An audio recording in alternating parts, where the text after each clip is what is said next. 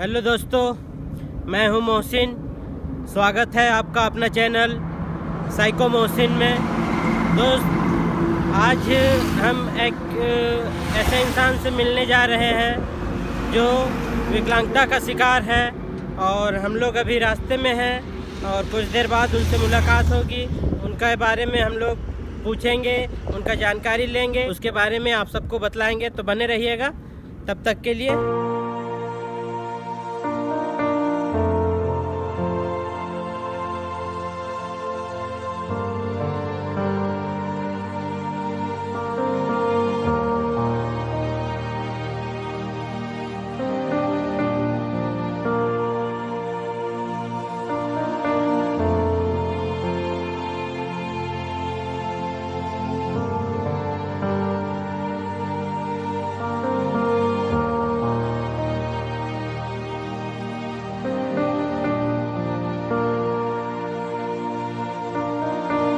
Hello दोस्तों, जैसे कि आपको बतलाया है कि हम किन्हीं के पास, एक ऐसा इंसान के पास मिलने जा रहे हैं जो विकलांगता का शिकार हो चुके हैं। वो है अकील भाई। देखिए, आज हम अकील भाई के साथ में मिलने के लिए आए हैं। ये है अकील भाई। अस्सलाम वालेकुम अकील भाई। देखिए, इस तरह विकलांगता एक प्राकृतिक रूप से या किसी दुर्घटना के कारण इंसान विकलांग हो जाता है, और जब विकलांग हो जाता है तो लोग विकलांग के प्रति थोड़ा सा हीन भावना रखते हैं। कैसे हैं भाई साहब? ठीक है। और कैसा चल रहा है जिंदगी? अब जिस तरह से चलना चाहिए उस तरह से तो नहीं चल पा रहा है। हेलो दोस्तों, क्यों? मैं आपको कुछ बातें बताना चाहता हूँ जो हमारे सर आए हुए हैं हमसे मिलने के लिए, ये हमसे कुछ बातचीत कर रहे हैं। हाँ तो सर, क्या पूछ रहे थे हमसे? मेरा ये है कि आप विकलांगता के बारे में कैसे जाने और विकलांगता क्या है, ये बतलाइए।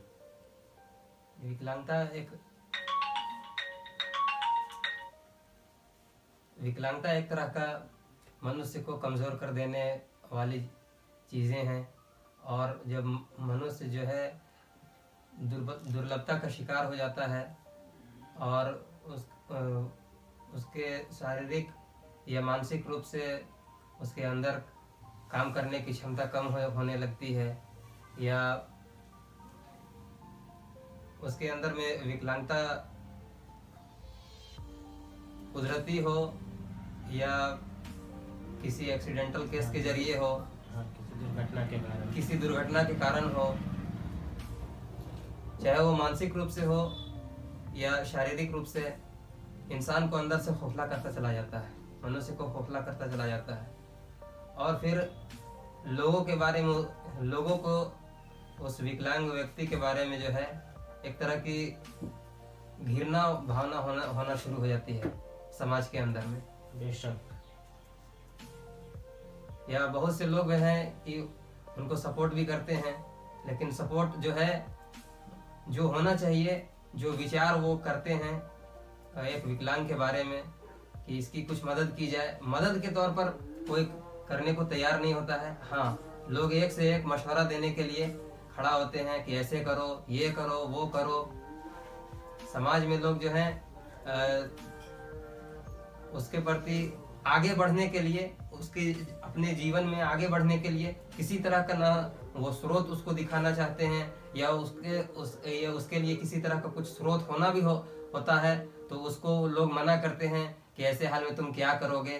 जबकि हर मनुष्य के अंदर में एक ये है, हुनर है, उसके अंदर में ज्ञान है, उसके अंदर में एक क्वालिटी है, चाहे वो कैसो ही हो, लेकिन उसके हृदय के अंदर में एक प्रश्न उठता है कि हम भी लोगों की तरह ठीक ठाक रहते। ये लोग जो चल फिर रहे हैं, लोग जिस तरह से काम धंधे कर रहे हैं, लोग जिस तरह से अपने जीवन में अपनी जिंदगी को व्यतीत कर रहे हैं, इस तरह से जो है विचारधारा ये एक विकलांग आदमी जो है, विकलांग मनुष्य जो है सोचता है कि हम भी किसी तरह से अपने अपने आप में खड़ा हो जाए, अपने आप में खड़ा हो जाएं और अपने यहाँ तक कि अपने परिवार को साथ में लेकर के चलें, यहाँ तक कि अपने समाज में अपना नाम नाम ये बिछाएं, इज्जत के साथ जिंदगी जीना चाहते हैं। लेकिन जैसे ही इंसान जो है, मनुष्य जो है, चाहे वो मर्द हो या औरत हो या बूढ़ा हो या जवान हो, खास तौर पे जवान लड़कों के बीच में या जवान लड़की जो है ये विकलांगता का शिकार हो जाते हैं, तो उसका दिनचर्या जो है, उसका रूटीन जो है, शारीरिक रूप से विकलांगता होने पर उसका जो है मानसिक भी बिगड़ना शुरू हो जाता है कि इसमें जो है अब हमको आगे बढ़ने का ये जो टाइम मिला था, इस उम्र में हम कुछ कर जाते, हम कुछ हासिल कर पाते, हम कुछ बन करके दिखा सकते थे, वो हमसे ये जो है, हम विकलांग व्यक्ति से ये नहीं हो पाता, ये हो पाना असंभव सा होने लगता है। अच्छा, मेरा एक और क्वेश्चन था आपसे कि जितने भी विकलांग है, जिसके बारे में सरकार कुछ योजना निकालती है, ठीक ना, कुछ योजना निकालती है, लेकिन हम लोग को जानकारी नहीं रहने के कारण उस योजना का लाभ नहीं उठा पाते हैं। तो हमारे सिवाय जितने भी विकलांग भाई हैं और जितने भी विकलांग बहन हैं या फिर गरीब है या मतलब अपना दिनचर्या को सही से गुजार नहीं पा रहे हैं, तो वैसे लोगों के लिए सरकार को क्या कदम उठाना चाहिए, इस पे आप कुछ बोल सकते हैं? जी बिल्कुल, सरकार हमारे लिए जो भी योजनाएं चलाई हैं उसमें ये दिव्यांगों को पेंशन मिलने का होता है। पेंशन आपको मिला है अभी तक? या फिर एक मिनट, या फिर उसके लिए कुछ सामान वगैरह, जैसे कि रिक्शा हो गया, व्हीलचेयर हो गया, बैटरी चलित व्हीलचेयर जी, या स्कूटी हो गया। मतलब जिस तरह के विकलांग होते हैं, अपने अपने हाथ पैर से अपंग जिस तरह से लोग होते हैं, उस तरह के लोगों को सामान मिलता है। तो बहुत सारे लोग ऐसे हैं जो दिव्यांग का कैंप लगता है या दिव्यांगों के लिए कुछ किसी तरह का स्कीम या ऑफर आता है, बहुत से लोग इससे जो है दूर रह जाते हैं। किस लिए दूर रह जाते हैं? जानकारी नहीं होने के पूरी तरह से उनके पास में जानकारी नहीं हो पाती है, या जानकारी हो भी पाती है तो उसको समाज के लोग या उसके घर वाले लोग उसको रोक देते हैं, वहां तक पहुंचने नहीं देते। तो इसके लिए सरकार को, जिस तरह से सरकार योजनाएं चलाती है, और भी तरह की योजनाएं, मुख्यमंत्री श्री हेमंत सोरेन जी से गुजारिश है कि हम विकलांगों के लिए जो भी योजना है, एक ऐसा योजना बनाए जिससे कि हम विकलांगों का भलाई हो और जितने भी विकलांग भाई है सबका भलाई हो। क्योंकि योजना में पेंशन मिलता है 500,000 रुपये। 500,000 रुपया में आजकल 2 किलो चावल तक नहीं मिलता है। तो इसके बारे में आपको क्या कहना है? सरकार से आपका क्या ये है, सरकार से आपका क्या कहना है? राज्य सरकार छोड़ करके मैं सेंट्रल गवर्नमेंट की तरफ जाना चाहता हूँ। बेशक आप वहाँ तक भी बोल सकते हैं। जिस तरह से सेंट्रल गवर्नमेंट की तरफ से लड़कियों को जो ऑफर मिलता है, जैसे कि आंगनबाड़ी की तरफ से, जैसे कि नए बच्चे जन्म लेते हैं तो उनके लिए टीकाकरण होने का एक जगह बनता है, या फिर 18 साल से कम उम्र की लड़कियां, वहां उन लोगों के लिए व्यवस्था दी जाती है, या फिर महिलाओं को सुविधाएं दी जाती है आंगनबाड़ी के जरिए से, या फिर कह दीजिए ये हॉस्पिटल्स हो गए, नर्सिंग होम हो गए, इस तरह की सुविधाएं दी गई हैं।